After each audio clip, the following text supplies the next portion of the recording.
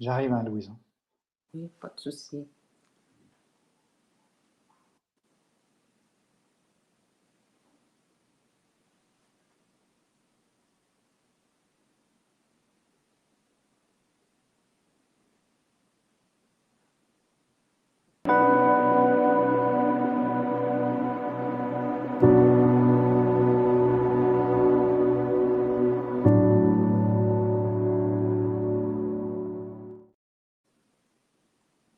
Et voilà, nous sommes en direct. Ça fait longtemps, ça fait très longtemps que j'avais pas fait une émission comme ça avec une invitée en direct, parce que la plupart des rencontres étaient sur LAM, comme vous savez, sur la plateforme, avec un abonnement mensuel, un petit abonnement maintenant à 9 € par mois. Donc vous pouvez rejoindre pour toutes les rencontres et les satsangs et les Zooms. La différence avec les plateformes, avec la plateforme, c'est que ça se passe sur Zoom et donc les participants interagissent et sont présents pendant la rencontre, alors que quand on fait les émissions comme ça, évidemment, on est limité en nombre de personnes qui peuvent apparaître à l'écran, une dizaine, je crois, sur StreamYard, et on se contente de prendre les commentaires texte. Donc, je suis heureux de vous retrouver pour cette nouvelle rencontre. Voilà, une fois de temps en temps, je ferai comme ça un petit événement, une petite rencontre, une petite interview gratuite. La semaine prochaine, je crois que c'est le 18, c'est le samedi, on a toute l'équipe de ILA Édition. Voilà, on se fera une table ronde avec plusieurs invités. Vous en saurez plus prochainement. Mais assez parlé tout seul, j'ai la joie de recevoir Louise Robidoux. Salut Louise. Salut Alain. Merci de Et l'invitation. C'est une joie pour moi d'être là. Vraiment, merci beaucoup. c'est même un honneur. Ben oui, certainement. C'est Un un honneur honneur. quand même. Ah, Oui, oui, quand pas même. C'est moins que pas ça. rien, tu vois. C'est comme passer à France 2 au journal télévisé presque. Comment ça va, Louise? Ça va très bien, très bien. Oui, oui, Super. Et on salue en même temps tous ceux qui nous regardent oui. en direct et qui sont là, qui sont déjà une Mm. trentaine. Super. On salue les amis. Je vous rappelle que vous pouvez laisser des commentaires si vous regardez sur YouTube ou sur Facebook. On fera passer les commentaires si on a envie. Et on prendra les questions. N'hésitez pas s'il y a des questions à poser à Louise, n'hésitez pas à poser vos questions. Et ceux qui veulent, ils peuvent même m'envoyer un petit message sur Messenger sur Facebook et je leur donne le lien pour qu'ils apparaissent et qu'ils participent à l'émission et qu'ils posent une question et qu'on les voit. Incroyable. Donc voilà, ceux qui ont envie de poser une question et d'être vus en direct, vous m'envoyez un petit message sur Messenger Facebook et je vous donne le lien pour vous connecter sur la plateforme ici. Voilà. Alors, il était une fois une certaine Diane Gagnon Oui. qui, par hasard, est là ce soir en nous regardant, je suis sûr, qui m'a parlé de toi et qui m'a dit elle est extraordinaire, elle est fantastique, je t'envoie le bouquin, c'est un chef-d'œuvre. Et donc bon, il se trouve que Diane est l'éditrice de ton livre, Oui. mais elle ne s'est pas trompée. J'ai trouvé ton livre absolument magnifique, tout simplement. Il est vraiment concis. Alors voilà, je vous le montre tout de suite. Trouver sa voie vers l'éveil, Louise Robidoux, avec préface de Diane Gagnon, édition Diane Gagnon. Elle est partout, hein, Diane. Oui. Et, et donc, c'est vrai que le livre est très bien fait. Il couvre à peu près tous les chapitres bon, un peu habituels qu'on a l'habitude d'évoquer un peu partout sur l'éveil, la conscience, l'absolu, le libre arbitre, le personnage, etc. etc. Mais c'est très très bien écrit. D'abord, je voulais te féliciter. C'est très clair, c'est très simple, ça se lit vraiment facilement, c'est un plaisir. Mais avant de parler des différents sujets en rapport avec l'éveil, je voulais que tu nous racontes un petit peu ton parcours. Alors, tu commences par la fin et tu nous parles de comment s'est produit ton éveil, ton basculement, je ne sais pas comment il faut appeler ça aujourd'hui. On fait très attention au vocabulaire. Et, mais voilà, raconte-nous un peu l'histoire de Louise avant même cet éveil et cette quête Quand est-ce qu'a commencé une quête? Est-ce qu'il y a eu une quête? Est-ce qu'il y a eu une souffrance? Qu'est-ce qui t'a amené à tout ça? Vas-y, chère Louise. Oui. Ben, moi, je pourrais dire que dans l'histoire de Louis, justement, que la spiritualité a toujours fait partie de moi. Hein. On entend ça beaucoup. J'entends ça beaucoup dans les gens qui partagent. Déjà, il y avait une certaine conscience enfant, beaucoup de questionnements. Mais mon souvenir le plus conscient, moi, dans mon cheminement spirituel, ça a été quand j'ai fait ma première communion. Évidemment, à l'époque, bon, je suis née dans le début des années 60. C'était la religion catholique qui primait au Québec, donc j'ai été élevée là-dedans. Et il y avait des rituels à ce moment-là qui se faisaient à l'église. Et au moment de la première communion, quand le prêtre était venu nous parler de Jésus, de Dieu, bon, puis on avait une pratique à l'église, et je me suis mise à genoux et tout de suite, il y avait une ferveur dévotionnelle qui était très grande. C'est ça, il y avait même des mouvements énergétiques qui se produisaient parce que de mon cœur, il y avait un courant qui montait jusque dans mon front, qui devenait tout éclairé d'une lumière. Et je sentais la présence de Dieu partout dans l'Église. Donc, il y avait ça chaque fois que j'allais à l'Église. Bon, dans ce temps-là, on y allait de façon plus quotidienne. Ça se produisait dans l'enfance, dans l'adolescence. J'en Mais ai qu'est-ce parlé. qui, excuse-moi, je te coupe, Oui, Louise, mais qu'est-ce oui. qui fait que tu as mis le mot Dieu dessus? Qu'est-ce qui te faisait dire que c'était la présence de Dieu? Ah, ben, il n'y avait pas de questionnement. C'était clair pour moi. C'est sûr que Dieu, bon, je le connaissais justement par les propos du prêtre là, qui était venu nous préparer à cet événement-là. Mais c'était clair pour moi que c'était Dieu, puis que Dieu était partout dans l'Église. Je ne sais pas, c'était une paix, il y avait un amour, une paix qui était ressentie, puis qui était vraiment palpable dans l'Église, et je me sentais partout. Mais je ne me posais pas de questions. J'avais 7 ans à ce moment-là, quand ça se produisait. Et pour moi, peut-être que tout le monde vivait ça, mais je ne me posais pas de questions à ce sujet-là. Et quand j'en ai parlé avec Gérald Ben Merzoug, qui est important, moi, dans mon parcours, il me disait que c'était vraiment des expériences d'unité que je vivais à ce moment-là. Donc, moi, il y avait cette ferveur-là, très, très grande. Et un jour, à 24 ans, bon, j'allais toujours à l'église de temps en temps, disons moins à cette période-là, mais quand même, pour aller, parce que j'avais ce désir-là de Dieu, c'est ça, je priais beaucoup à la maison, tout ça, mais disons qu'il y avait ce désir-là de le trouver. Puis, une journée, c'est ça, un dimanche à l'église, en entendant le sermon du prêtre, je me disais, mais mon Dieu, c'est tellement limité. Tu sais, c'est pas ça que je cherche plus que ça.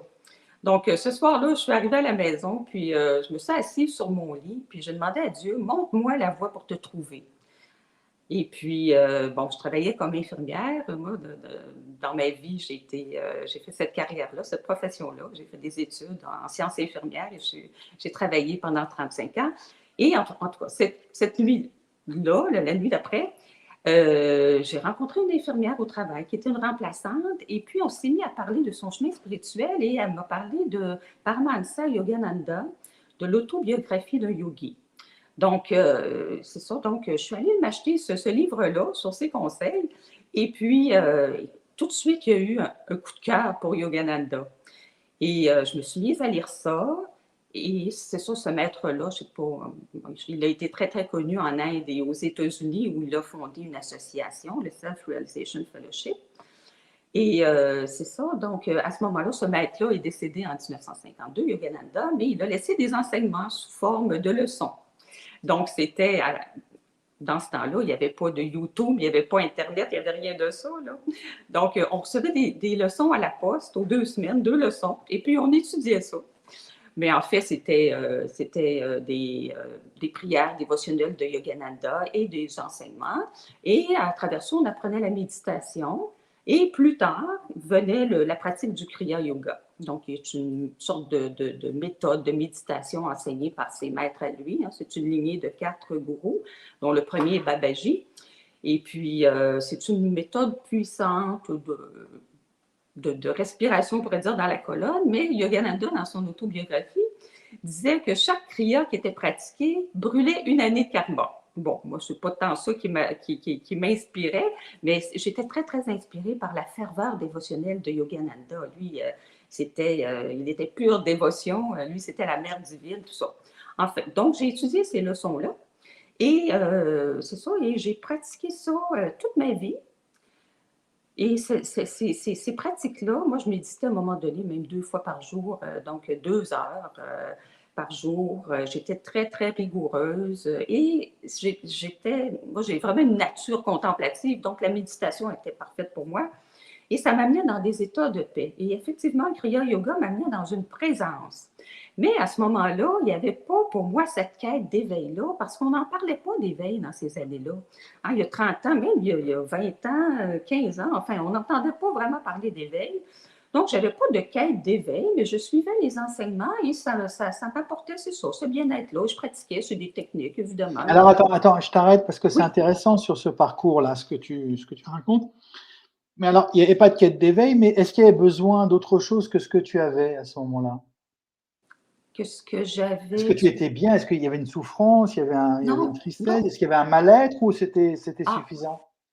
oui, disons que moi aussi, c'est ça. Je dis que ça a toujours fait partie de moi. Et jeune, il y avait aussi la nostalgie du paradis perdu dont plusieurs parlent. Il y avait un mal-être aussi. Je suis née avec un mal-être. Il y avait ça. Mais est-ce que ça, c'était pas dans le but de répondre à ça ou d'un arrêt de la souffrance? C'était vraiment parce que je voulais trouver Dieu. C'était vraiment ça. Donc, pour moi, c'était mon côté vraiment dévotionnel qui était satisfait dans ça, là, qui trouvait vraiment là, ce que j'avais besoin, ce que mon cœur cherchait. C'était vraiment un élan du cœur. Donc, mais oui, puis effectivement, il y avait quand même une souffrance. Évidemment, quand j'étais en méditation, il n'y avait pas cette souffrance-là. Peut-être qu'inconsciemment, bon, ça m'amenait là, mais c'était surtout parce que ça répondait à mon besoin de Dieu. Donc, c'était ça que ça m'apportait et une paix et un mieux-être dans ma vie aussi. Donc, oui, puis il y avait des souvenirs dans l'enfance aussi que de l'autre côté, c'était tellement beau et je me rappelais surtout aussi quand il y avait en relation avec les autres, quand j'avais à m'expliquer sur des choses, pour moi, là, il y avait tellement ce souvenir que de l'autre côté, c'était tellement facile, là, au niveau de la télépathie. Puis je le savais, je me rappelais exactement comment c'était. C'était pas juste au niveau de la pensée, là. C'était qu'on n'a pas besoin de parler, l'autre comprend tout. Puis là, ici, sur ce plan, c'était difficile. Donc, moi, il y avait quand même une réticence à l'incarnation, une résistance vraiment assez forte depuis l'enfance. Je n'ai jamais été une grande amoureuse de la vie. Je savais que c'était bien plus fun de l'autre côté, plus agréable. Puis, il y avait ces souvenirs-là. C'est sûr qu'à travers ça, mon Dieu, j'avais quel âge? 27 ans, c'est sûr. Après quelques années de méditation, je me suis rendu compte qu'il y avait comme un blocage. Il y avait quelque chose qui m'empêchait d'aller plus loin. Et bon, par un concours de circonstances, j'ai été amenée à rencontrer une psychothérapeute. Et là, j'ai commencé une psychothérapie. Et cette psychothérapeute-là était très axée sur la spiritualité. C'est une femme de descendance amérindienne qui travaillait beaucoup avec le corps, donc exprimer les émotions par le corps. Et j'avais eu une enfance quand même plutôt difficile. Bon, il y a pire que ça, là, mais un milieu pauvre, beaucoup défavorisé, tout ça. Et puis, donc, après un an de thérapie, par exemple, là, vraiment, là, je n'étais plus la même personne. Donc, cette souffrance-là, puis ce mal de vivre-là que j'avais depuis l'enfance, s'est dissipé. Et j'ai fait quand même beaucoup, beaucoup d'années de thérapie parce que j'avais ce goût-là aussi de me connaître et d'aller plus loin dans ce mieux-être-là, jusqu'à un jour que je me rende compte que, ben là, que je travaillais sur la personne, puis qu'il y avait plus que ça. De vouloir toujours améliorer la personne et de tout enlever, toutes les mauvaises herbes, c'était pas utile. J'ai compris à un moment donné que, bon, c'est pas, c'est pas ça l'ultime. Ça m'amenait pas ce bonheur-là permanent que je cherchais. Il y avait un mieux-être dans la vie, mais c'était pas...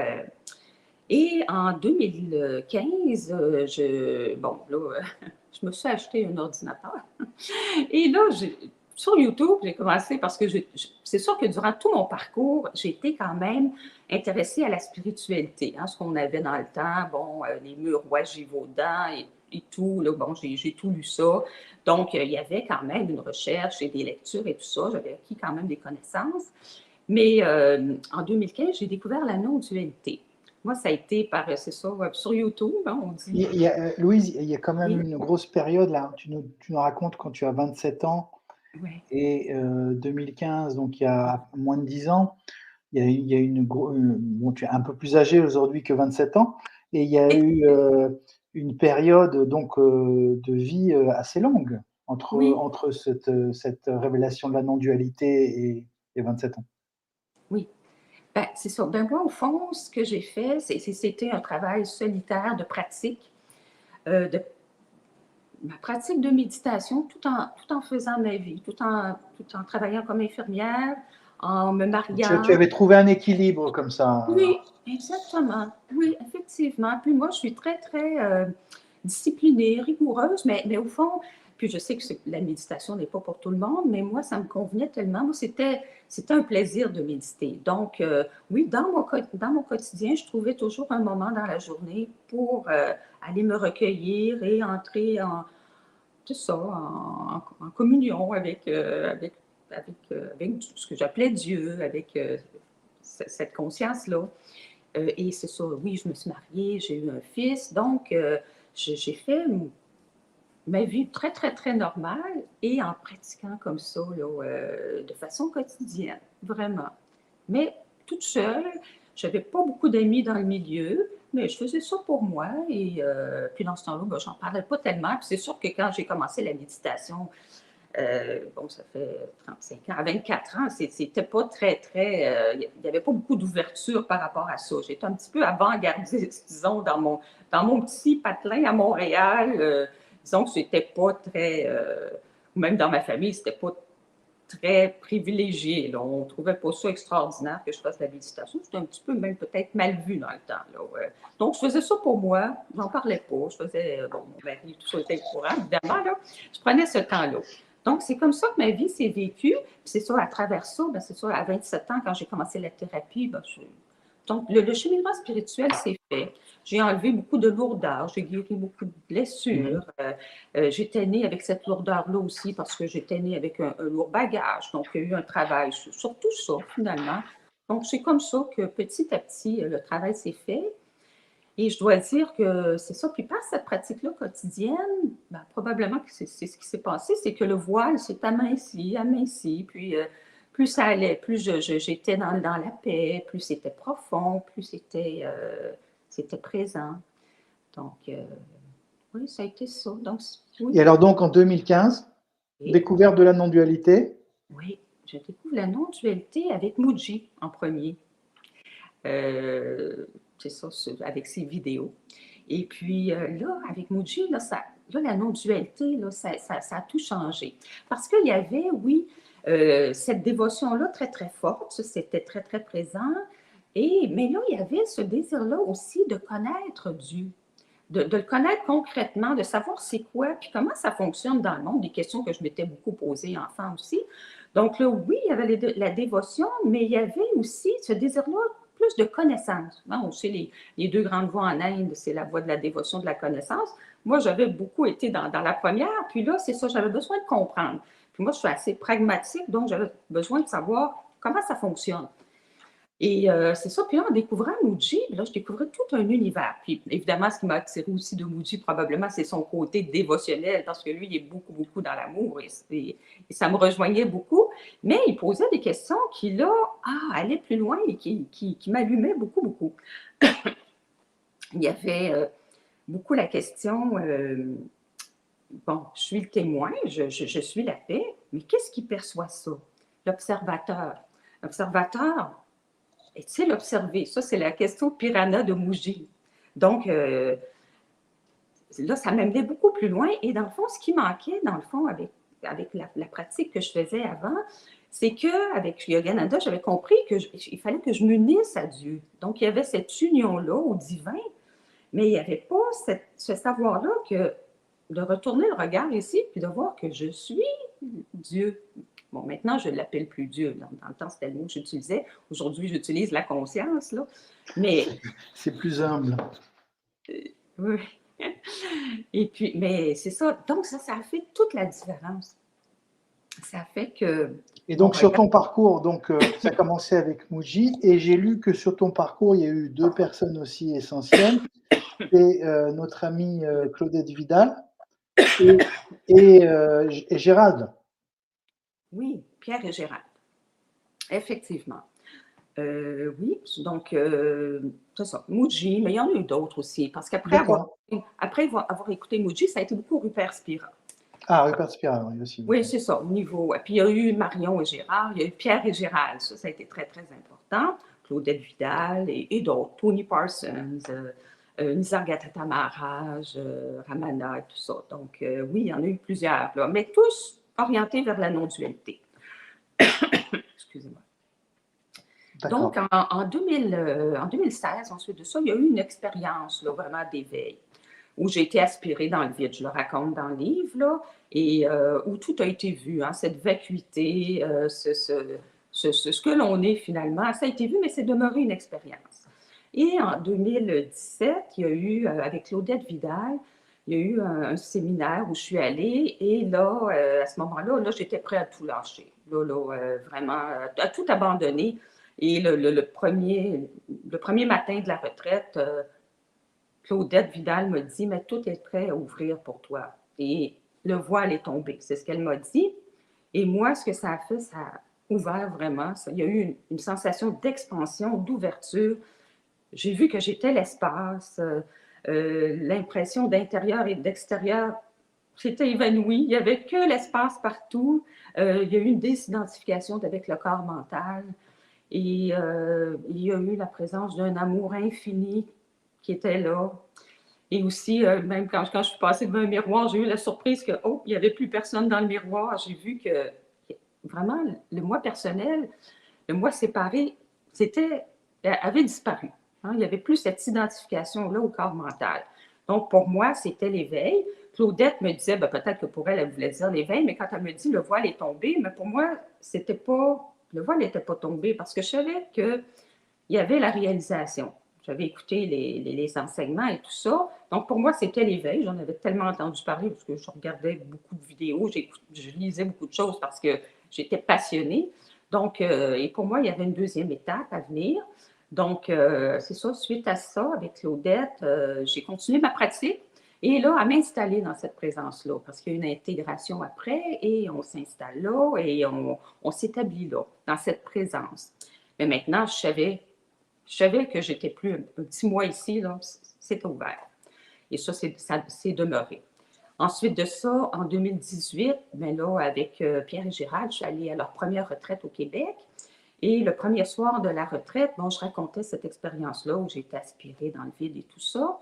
Et il y a eu quand même à l'être et tout ça. Je suis allée les voir et Gérald me dit je suis sur le fil du rasoir. Donc, moi, je me disais, bon, ça ne doit pas être loin. Et Pierre, lui, m'a dit, ben, écoute, quand tu iras dans ta chambre, accueille depuis la présence que je connaissais, depuis maintenant, depuis la présence, on peut l'appeler comme ça, c'est ça, la chercheuse spirituelle, parce qu'il restait ça. Hein? Parce que moi, entre l'éveil et la réalisation, la pratique a continué, même si il n'y avait plus d'identification, je pourrais dire, il était resté quand même des traces, parce que la chercheuse, elle ne voulait pas lâcher, parce qu'elle savait qu'il y avait autre chose. Donc, elle continuait la pratique. Et puis, c'est ça. Et puis, j'ai fait ça sur les conseils de Pierre. J'ai accueilli la chercheuse, disons, depuis la présence. Et là, c'est comme tout est tombé. Puis même, il y a eu un petit mouvement énergétique que j'ai senti. Quelque chose tombait. Et là, il restait que de la joie et de la légèreté. Et j'ai vu que j'étais ça, que tout était ça. Et je ne pouvais pas dire ce qui était tombé à ce moment-là, ce qui avait lâché. Et à la fin de la retraite, parce qu'on ne voyait pas Pierre et Gérald entre les sessions, là, les satsangs, mais à la fin, ils m'ont demandé, puis, comment ça s'est passé. Puis j'ai dit, ben, j'ai raconté ça, que j'avais accueilli, que tout était tombé. Et puis là, Gérald, il m'a dit, ah, ben ça, c'est bon. Maintenant, soit. Puis là, je suis partie avec ça.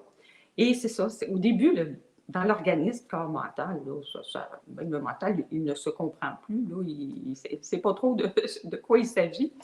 Donc, ça aussi, ça a eu besoin d'être intégré. Mais suite à la retraite, j'ai fait des séances Skype avec Gérald. Il en faisait outre-mer, par Skype, à ce moment-là, avec les gens de l'extérieur.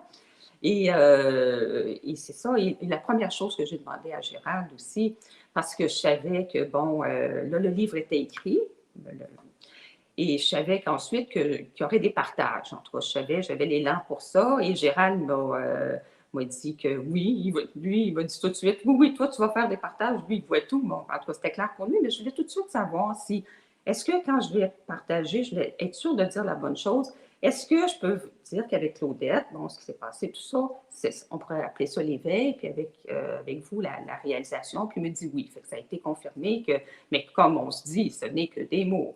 Hein, parce qu'en fait, l'éveil, la réalisation, on est déjà, hein, Gérald dit ça beaucoup, on est déjà le soi réalisé, on est déjà la conscience éveillée. On utilise des mots, mais en fait, on a toujours été ça. C'est que c'est une reconnaissance de ce que l'on est. C'est ce qui se produit à l'éveil. Et à la réalisation, bien, il est vu que tout est soi, qu'on est ça, puis que là, ça apparaît plus au sein de soi-même, comme on le voit à l'éveil, que la manifestation apparaît plus en soi, elle est soi. Donc là, il n'y a plus de dualité. Hein, c'est ce qu'on veut dire par la non-dualité. Il n'y a plus que l'un. C'est ce qui se produit. Et puis, c'est ça. Et puis, c'est ça, finalement, ce désir de partager par un livre ou par des alors comment on passe de cette expérience, enfin, c'est pas une expérience, mais comment on passe de ce basculement, la fin de la quête, à la réalisation d'un livre complet, détaillé sur tous les aspects de l'existence, une explication, des réponses sur les rêves, sur l'amour, sur le libre arbitre, sur etc. Comment on passe de ça à ça? Ben, disons que, dans le fond, quand j'ai voulu écrire, quand l'élan est venu pour le livre, c'est que justement, je voyais que j'avais acquis tellement de connaissances et d'expériences parce que oui, toutes les vidéos que j'ai écoutées pendant des heures et des heures, parce que c'est ça, comme je disais, j'étais tellement passionnée, c'est sûr que ça, j'avais acquis beaucoup, beaucoup de connaissances, mais c'était pratiqué aussi, c'était confirmé dans mes méditations, donc il y avait l'expérience et tout ça. Et ici, ça voulait tellement partager, il fallait que ça partage. Et on m'avait dit, dans ma jeune vingtaine, qu'un jour, j'écrirais des livres, donc je me suis dit, ben, je vais m'asseoir puis je vais voir ce qui vient. Et effectivement, j'imagine que le besoin et l'élan était tellement fort parce que vraiment, le livre s'est écrit en 2 mois. Ça a été, j'en parlais avec Pierre de Réguilmet, on écrit le livre, son premier livre à lui, ça a été écrit, on s'en parlait, de la même façon, là, ça venait rapidement, là, j'écrivais. Tout venait spontanément. Il y avait les connaissances qui étaient là, tout ça, mais ça s'est écrit très, très facilement, finalement. Il y a eu du travail après pour bon, tout réarranger le texte, là. Mais ouais, c'est ça. Et ici, c'est que ça veut parler. Ça veut parler, ça veut dire, l'élan est vraiment juste de façon très, très humble, apporter ma contribution à, ces, à ce monde qui peu à peu s'éveille. On est au tout début, là, mais il y a de plus en plus de gens intéressés. Donc, c'est un élan. C'est vraiment, ça part du cœur et ben, je vois que c'est dans le scénario le scénario de Louise, là. Donc, ça se fait, ça se produit. Alors, est-ce qu'il n'y a pas. Alors, moi, attendez, j'avais noté deux, trois petites choses. Est-ce qu'il y a. Oui, on parlera de l'illusion. Après, il y a un chapitre qui s'appelle La souffrance existe-t-elle vraiment? Et l'idée que même cette souffrance qui ferait partie de l'histoire d'un personnage ne serait qu'illusion. Est-ce que c'est pas parfois un piège de la non-dualité, ça, de mettre de côté, de croire que tout est illusion, que de prendre une distance avec l'histoire, comme si cette histoire n'était pas partie intégrante aussi de la création et de l'être tout entier. Est-ce qu'il n'y a pas, c'est peut-être pas un danger parfois à utiliser ces concepts d'illusion, de il n'y a personne, etc. Et alors qu'il y a des gens qui n'arrivent pas à sortir de ça forcément d'abord. Et puis cette séparation entre une nature parfaite, réaliser Dieu et un personnage qui n'aurait aucun poids. Je te titille un peu là-dessus parce que c'est un sujet que j'aime bien aborder généralement parce que des fois c'est mal interprété. Voilà. Oui, oui, tout à fait. Oui, oui, oui, c'est ça. C'est ça. C'est sûr que ça dépend du point de vue, du positionnement où on est. C'est sûr que où on se place finalement. C'est sûr que du point de vue de l'être humain, il y a de la souffrance. Hein. On fait que regarder ce qui se passe en ce moment sur Terre. Là, on ne peut pas nier qu'il y a de la souffrance sur la Terre. Pour l'être humain souffre, c'est sûr. Et c'est sûr que la souffrance même nous sert à nous éveiller. C'est le grand éveilleur, à ce qu'il paraît. On n'est pas obligé de s'éveiller que par la souffrance, évidemment, là. Mais quand on est très, très secoué, quand on souffre, évidemment que ça nous, ça nous motive, en tout cas, ça nous pousse à trouver cet endroit-là où il n'y a pas de souffrance. Donc, de dire que la souffrance n'existe pas, elle existe dans le monde relatif, le monde de la matière, ça c'est certain. Elle existe pour l'être humain. C'est évident. Hein, une mère qui perd son enfant, on ne dira pas que la souffrance est illusoire. Non. C'est sûr que si on regarde, par exemple, du point de vue de la conscience, et c'est ça, ça peut être un piège, oui, parce que au fond, nous, comme êtres humains, on est très, très identifiés hein, à notre corps, à nos pensées. Et quand survient l'éveil, il y a comme, hein, c'est comme, on est la conscience qui s'est identifiée au corps mental. Mais quand il y a l'éveil, ben, c'est sûr que là, on peut pour un temps, peut-être être en arrière-plan de tout ce qui se passe ici et de la souffrance et de ne pas être très touché par ça. Mais au fond, on va être un jour réabsorbé parce qu'au fond, on est sur le plan terrestre ici et même on devient même plus sensible. On est tellement ouvert, tout s'est ouvert, donc c'est comme s'il n'y avait plus de protection, on est encore plus sensible à ça. Donc, la souffrance dans le monde relatif existe. On parle du monde relatif parce qu'ici, il n'y a rien qui est permanent. Hein? Et la souffrance dans ce monde est inévitable. On n'a pas le choix.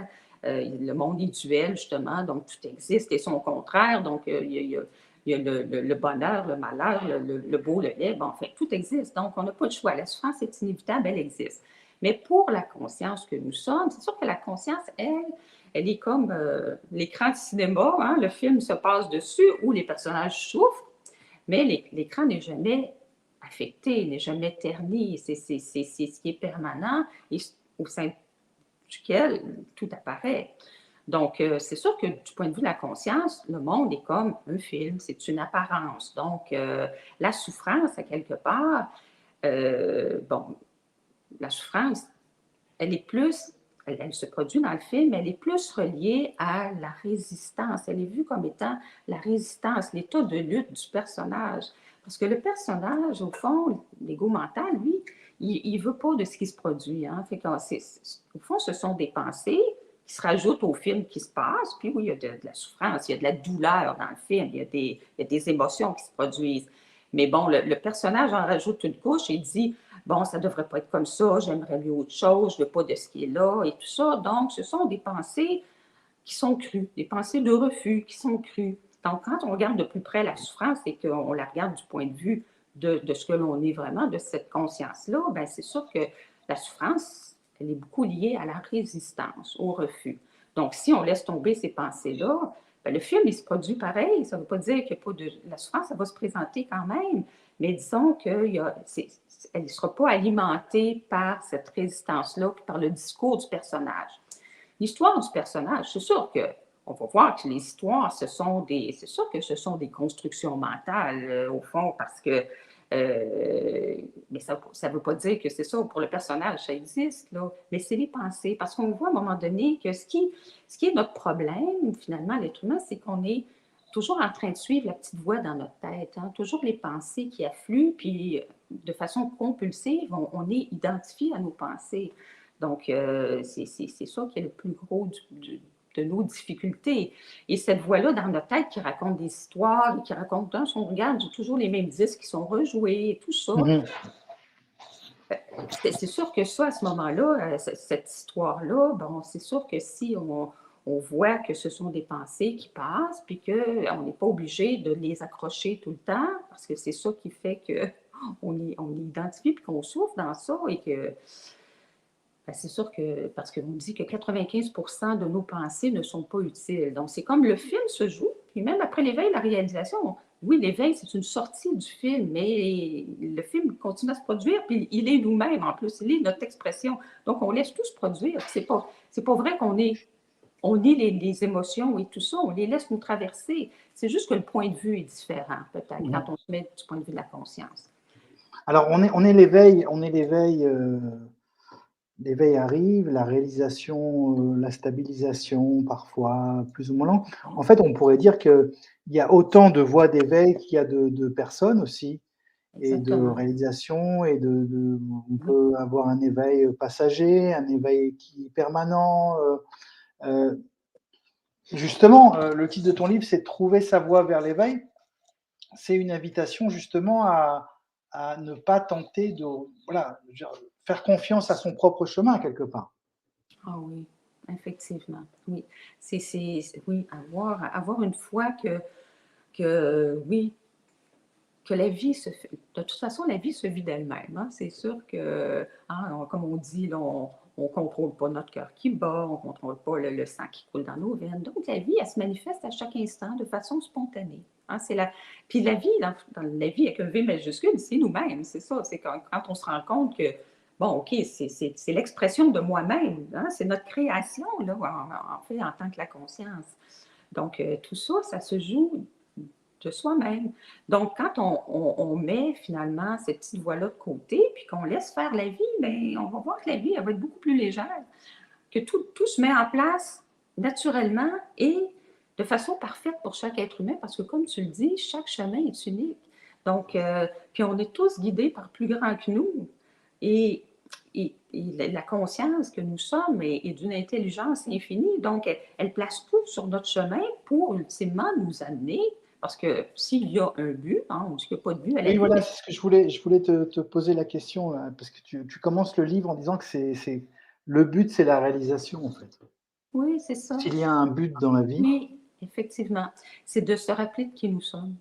Parce que c'est ça l'affaire, c'est qu'on a oublié, nous sommes vastes.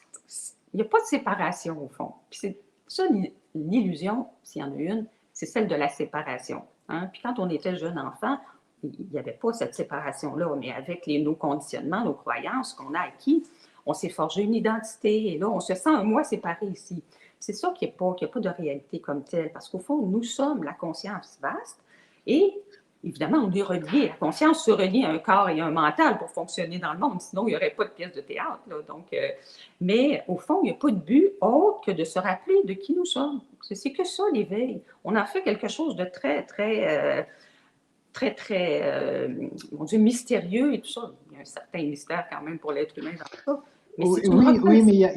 il y a quand même une promesse avec l'éveil, une promesse de paix, d'équanimité, Ouais. voilà, qui vient avec ça en effets collatéraux, on va dire. Et Oui. c'est ça qui invite beaucoup de chercheurs. Oui. C'est cette idée d'une vie qui serait beaucoup plus apaisée, pas juste Oui. revoir qui. J'arrive plus à parler ce soir. Juste un retour à soi qui nous permettrait de redécouvrir notre vraie nature. Il y a cette envie de sortir d'une souffrance, de trouver une paix, un équilibre. On pourrait même dire que c'est la première étape de cet éveil. C'est tomber dans une forme de paix, de tranquillité. Oui, oui. Sauf que le personnage, lui, il pense la personne qu'on pense être, pense elle va ensuite, après l'éveil, vivre comme une personne toujours en paix, toujours en. Oui, Et oui. c'est que l'éveil, c'est pas pour la personne, c'est ça. Mais effectivement, c'est quand même, ça va C'est être l'effet, la cerise sur le gâteau. oui, mais au fond, ça va être, oui, la conséquence, c'est que oui, ici, là, la vie va changer. Tout change et rien ne change. Hein, on entend ça tout le temps. Mais au fond, ce bien-être-là, c'est bien parce que c'est ce qui motive la quête du chercheur. Hein? Le personnage là, qui est en quête, là, c'est beau parce que c'est très beau, le chercheur spirituel. Puis oui, puis ça lui prend un prix au bout, là, hein? Sinon, il ne chercherait pas. Il faut quand même qu'il pense qu'il va atteindre quelque chose d'extraordinaire, là, de bien. Et en fait, oui, ça va être une conséquence quand même pour le corps mental, mais il ne sera pas toujours en paix, là, parce que dans le fond, on va voir justement à l'éveil qu'il n'y a pas de personne, mais que nous sommes la paix. C'est ça le gros lot. Mais il ne sera pas pour la personne. Il n'y aura pas une personne toujours en paix. C'est que la personne, elle va continuer d'apparaître, le personnage va continuer d'apparaître, mais quand on n'est plus identifié à la personne, quand on sait qu'on est cette paix-là, cette joie-là, cet amour-là, ce que l'on cherche depuis toujours, on l'est déjà. Donc, ça, ici, ça va toujours être comme en arrière-plan, mais pour la personne, l'apparent personnage, ben, il va avoir toujours les hauts et les bas de la vie. La personne, elle ne sera pas dans un état permanent de paix. C'est que... Ça passe, ça passe. Mais sauf qu'on est ancré ici dans la paix. Ça va. Au début, c'est moins clair que ça. Il y en a pas, bon, pour qui ils sont déjà à l'arrière-plan, tout ça. Mais oui, il y a un bonheur, c'est là. Oui, il y a vraiment quelque chose d'extraordinaire à trouver, mais ce ne sera pas la personne qui va être en paix. C'est que la personne elle va être vue comme inexistante et on vit la paix ici et on laisse tout se présenter dans l'instant. Donc, c'est sûr que là, c'est beaucoup apaisant. Et oui, il est là, le bonheur, il est exactement là, effectivement. Et c'est ce que nous sommes. Donc, Il y a un passage qui m'avait plu sur l'illusion de la vie, où tu parles des vies antérieures aussi. Les vies antérieures ne sont aussi illusoires puisque tout se passe simultanément dans ce maintenant hors temps. Les expériences se sont apparemment produites, mais sans temps linéaire. oui. Elles sont toutes vécues au même instant. Cependant, cela est absolument insaisissable pour le mental. Oui. Oui. Mais au fond, c'est ça. Dans ce qu'on appelle la présence, la conscience, c'est un synonyme aussi de maintenant. Il n'y a que maintenant. Dans le fond, c'est ça. C'est que non, mais parce que je te pose la question parce que, excuse-moi pour préciser, parce que souvent dans les rencontres, il y a des questions sur la réincarnation, le karma, les vies antérieures, etc. Et c'est pas plus concret, pas plus réel que cette même existence-là, quoi. Non, non, parce que si on part du fait qu'il n'y a que maintenant, OK? En fait, il n'y a que maintenant. Donc, tout se passe dans l'instant. Fait que tout ce qui est du temps linéaire, ça appartient au domaine du mental et de la mémoire et de tout ça. Parce que pour chacun, c'est ça, on est toujours que dans maintenant. Il n'y a que maintenant. Si on regarde le passé, c'est quoi? On pense, là, mettons, bon, je pense à une vie antérieure, mais la pensée qui se produit, elle se produit maintenant. Donc, tout ça, c'est des histoires. C'est vrai que c'est illusoire. Et si on pense au futur, ben, quand j'ai une pensée de futur, je ne peux pas vivre la minute d'après. Là. C'est une pensée qui se produit dans maintenant. C'est ça, à un moment donné, c'est ça qui a besoin d'être vu, c'est qu'il n'y a que maintenant. Donc, s'il n'y a que maintenant, hein, mon petit déjeuner de ce matin, là, je ne peux pas retourner le vivre, ce déjeuner-là. Maintenant, c'est toujours frais, c'est toujours nouveau. Chaque minute, chaque seconde, chaque nanoseconde est toujours fraîche. Il n'y a que maintenant. Donc, s'il n'y a que maintenant, les histoires ne sont pas réelles. Hein, c'est dans la mémoire, ce sont des pensées, mais il n'y a que maintenant. Comment il pourrait y avoir de vie antérieure et tout ça? Donc, ça fait partie de l'histoire, ça aussi. Donc, ça fait partie du rêve, de la forme. Les sages vont dire ça. C'est comme un rêve. Ben oui, ça fait partie du rêve ou du film. Mais à l'intérieur de l'histoire, il est fort probable qu'il puisse y avoir une multiplicité de vies et de plans de conscience, etc. Oui, tout existe, mais dans maintenant. Dans maintenant. Dans maintenant. Les amis, est-ce que vous avez des questions avant qu'on conclue avec Louise? Est-ce que si vous avez des questions, c'est le moment de nous dire. Et puis Louise, on va essayer de la retrouver prochainement sur l'âme. D'abord, il va falloir lui donner une note. Oui. Après cette audition, cet examen de passage. Et si la note est correcte, on l'invitera pour partager un satsang. Alors, raconte-nous un peu comment tu partages aujourd'hui, Louise. exactement ça. Tu fais des rencontres en ligne, tu fais des Oui, rencontres oui, en oui. présence. Oui, exactement. Oui, en ligne, j'en ai fait sur Merci la vie. J'ai fait quelques rencontres avec ma belle Diane, qui est ma grande amie maintenant. Et puis, oui, et en présence. Diane qui t'a donné une note de Oui, façon Diane. tout à fait objective. Ah, Blaise aussi. Ah, Blaise, je ne connais pas Ah là Blaise. là. Bon, ben, c'est un bon point, là. C'est un Et bon. Blaise, il est exigeant, hein, je sais, hein. On aimerait bien Ah que oui, c'est une en bonne plus. note. Oh là là. Et puis, c'est ça, et je fais des rencontres en présentiel. Donc, oui, j'ai commencé. Donc, j'en fais une justement après-demain à Granby, là, au Québec, là, en Estrie. Et c'est ça, et j'ai fait ma première rencontre en septembre, et puis j'ai beaucoup de plaisir, hein, beaucoup de bonheur à rencontrer les gens. Et ben moi, c'est ça. Dans ma profession d'infirmière, c'est ce que j'aimais. J'aime rencontrer les gens, c'est ça, j'aime le monde. Donc, j'aime ces relations-là. Alors, oui, c'est ça. C'est des rencontres en présence, sur Zoom, en ligne et en présence. Et quel message tu as envie de faire passer à tous ces chercheurs? Oui. Ben, c'est ça. C'est que nous sommes déjà ce que nous cherchons. Je pense que c'est Oh, ça. mais ça, on l'a déjà entendu. Oui, mais à le reconnaître de façon concrète. Oui, on l'a déjà entendu, hein. C'est vrai. Le pire, c'est que c'est vrai. Je vais poser la question autrement. Quelles sont les barrières que tu vois le plus souvent qui bloquent à la reconnaissance de cette nature? Oui, c'est ça. Ben, c'est beaucoup nos pensées parce qu'on est toujours pris dans notre mental, hein, comme je dis. Tu sais, c'est comme un peu au cinéma, là. Tu sais, on va voir un film, puis tu sais, on est assis dans le fauteuil, mais on ne se rappelle pas qu'on est là. On est pris dans le film, nous, les humains, tout le temps, tout le temps. C'est comme si on vivait notre vie sans se rappeler qu'on est ce qui voit le film. Hein? Donc c'est de ramener le regard vers la conscience que nous sommes par des petits exercices très, très simples. Vraiment, donc d'amener vraiment à voir ça de façon concrète. Et ce qui bloque beaucoup, c'est qu'on n'arrive pas à rester tranquille, hein, parce qu'à un moment donné, pour reconnaître ce que l'on est et qui va être vu comme étant finalement d'une simplicité, hein, on dit tous ça, là, tous ceux qui partagent ou qui se sont éveillés disent c'est tellement simple, mais tant qu'on ne l'a pas vu, par exemple, moi, dans le temps, je ne le voyais pas, puis je ne trouvais pas ça si simple que ça.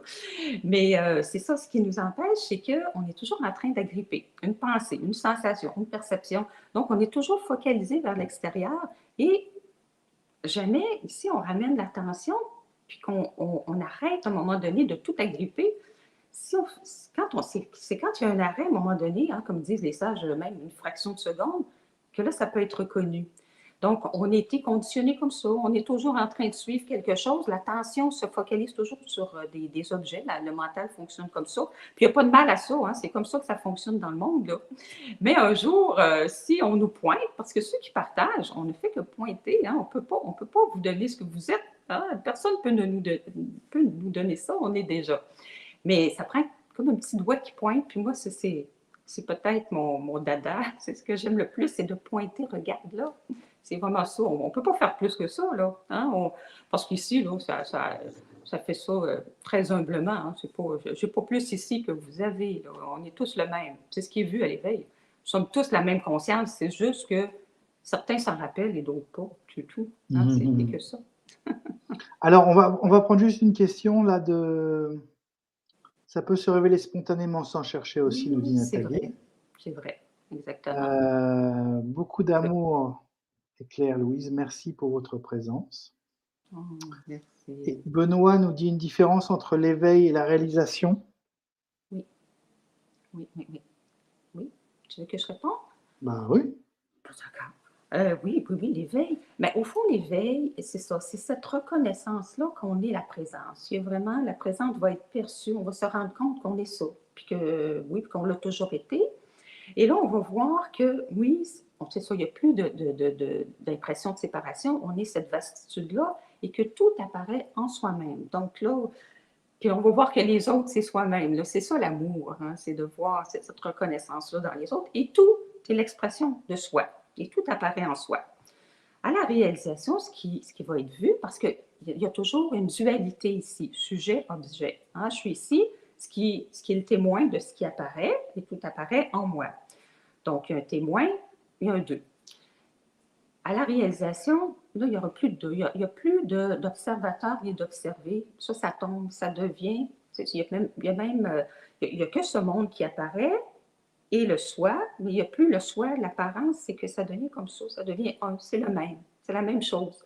Donc, c'est ça. Ça tombe. Donc, tout est soi. Il n'y a plus, ça apparaît en moi. Tout est moi-même, le soi. Et là, c'est d'une beauté. Et là, on peut voir aussi que c'est une apparence, que le monde n'a pas de densité, que ça apparaît, puis c'est soi, puis là, c'est magnifique. Parce que là, il n'y a rien, il y a tout. Donc, c'est d'une beauté extraordinaire.